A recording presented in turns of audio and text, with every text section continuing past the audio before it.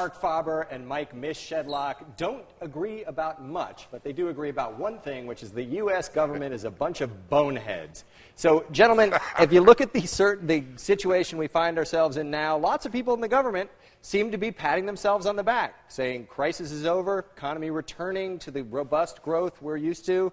Mish, is that right? Oh, my gosh, that's what they're saying. And then anytime anything goes wrong, they're blaming it on the weather, of all things. So they think we've turned the corner. I don't think we've turned the corner. And I think more damage is coming. Mark, so you were saying in an earlier segment you think that all the spending we're doing here in the U.S. is going to bankrupt our government, and it's going to happen in European governments as well, or that was your inclination. Is there anything we can do to avoid that fate at this point? Well, I think it's beyond repair. It's too late. And I think the deficits, I said already a year ago, long before this was well known, that for the next 10 years, the fiscal deficit will stay above $1 trillion. I think it's likely that it will stay at a much higher level than $1 trillion for the next 10 years. And so the government debt will go up. There is a website where you can see how much the government debt expands per capita every day. It's very funny to watch it because you can really see how the country is indebted.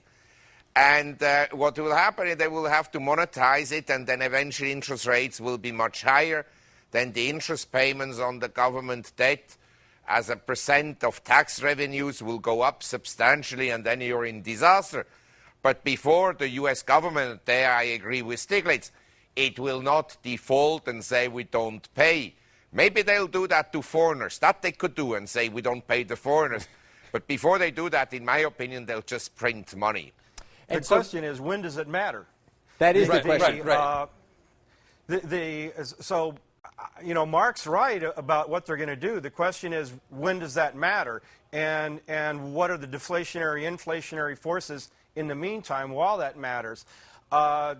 Certainly 3, 4, 5 years from now, I'll just pick 5 because I think that's about the time frame when it starts to matter. Because look at Japan. They've got a debt to GDP ratio of about 200%. In the United States, depending on who you believe and what GDP numbers you believe, it's more like 90% or 100%. So we've got a ways to go. And the trigger is when interest on the national debt starts taking on immense proportions, way bigger than what they are right now. That's when it really hits the fan. We're going to lose you guys fairly soon. So talk about how you would prepare yourselves as investors, as citizens, for this eventuality, if it is an eventuality. And what is this eventuality? Are we're going to be hunting squirrels in the park? Is it the collapse of civilization? What's going to happen? Well, I think the collapse of civilization has already begun, but it began very nicely for me yesterday.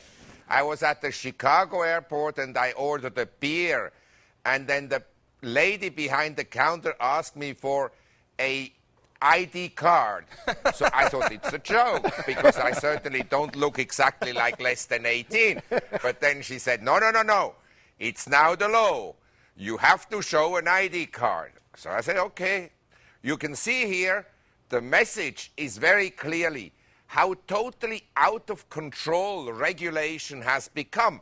I mean, I think I look very young, but not exactly not that young. Less than 21. But Mark, in all seriousness, you've advised people to buy farmland and invest in agriculture and things of that nature. Yes, is that part of this thesis? My belief is you have to accumulate slowly some gold every month, put some savings into gold. If I were living in the U.S. and I couldn't leave the U.S., I would build up some assets outside the United States.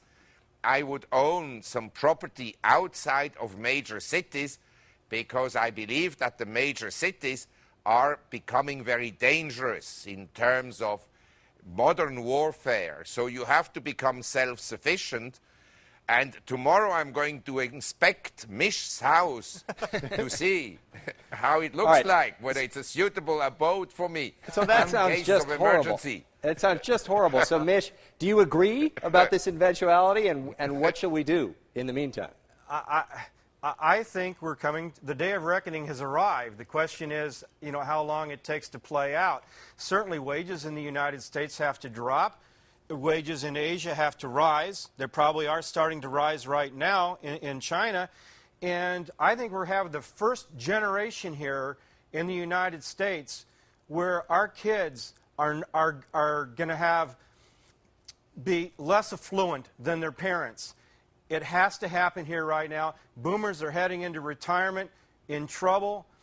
I've had people comment to me about people that read my blog, emailing me saying, Mish, my parents are 55, 60 years old. They're in debt. They're over their heads. I don't want this to happen to me. And again, these attitudes all play in this, where kids are looking, saying, my God, I don't want to get in the debt trap my parents did, so I'm not going to do it. Again, that's all part of the deflationary and inflationary forces that are battling each other right now. Right. Well, as a parent and an American, I hope you're both wrong. And I will note that people said a lot of the same things in the 1970s, that America was over and our kids were going to have a lower standard of living. Well, it's not the 1970s because the ability of families to take on more debt had not yet been saturated. We were going from one person household to two wage earners in the family. We've exhausted that now. They need a third income. The third income isn't even there. Heck, we don't have enough jobs for two people. But on the inflation-deflation thing, I primarily look at this in terms of credit, not prices. So if we're saying that there's room for some prices to rise, on that score, Mark's right.